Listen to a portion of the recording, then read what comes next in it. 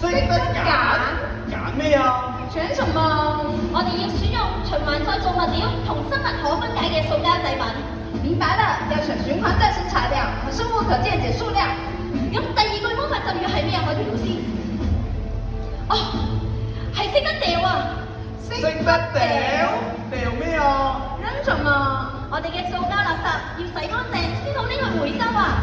明白了，塑料要拿去回收，不可隨便扔掉。咁最後一句魔法咒語係咩啊？海豚老師？哦，係識得帶啊！識得帶咩啊？帶什麼？我哋以後要自備水樽、食物盒、環保袋，重複使用，咁就可以救救地球啦！明白了，要帶些重複使用的物品。哈哈哈哈哈！哇，佢咁快瞓醒嘅，喂，佢仲要交友苦點啊！哈哈哈！我聽到你哋講緊塑膠啊，我帶咗個塑膠老朋友交友館出同大家見面啊，仲揾你兩個唔到？塑膠老母！海洋守護者，我今日就將你都變成塑膠，掉埋你落去。我用唔到啊！佢嘅力量增強咗啊！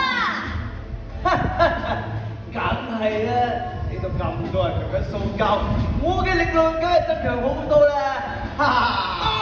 你唔好再做塑膠，我冇啦！因為塑料污染真係非常痛苦。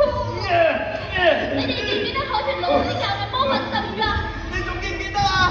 記得，識得揀，識得掉，識得帶。做乜佢哋啲力量突然增強咁多㗎？哇！終於喐得翻，可以摸下個頭啦！睇嚟魔法咒語真係有用啊！各位大朋友、小朋友，我哋一齊講出魔法咒語，就可以將塑膠惡魔打敗㗎啦！好唔好？好！我哋一齊嚟，識得揀，識得揀，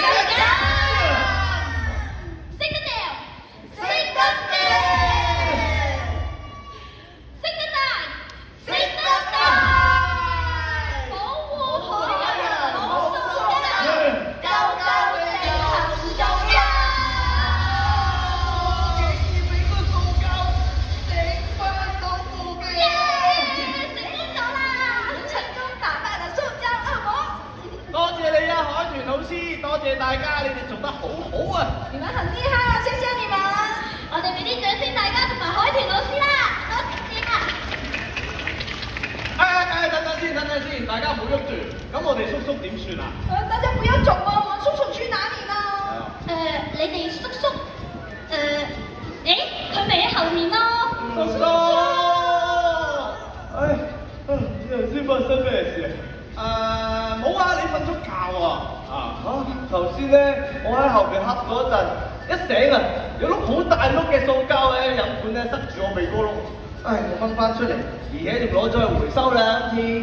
實在太好啦！希望大家都好似我哋咁樣好好保護海洋啊！大家可唔可以應承我哋啊？要做一個負責任嘅地球人，因為地球唔係淨係屬於人類嘅，還有那麼可愛的海洋生物，我哋一齊努力，守護海洋。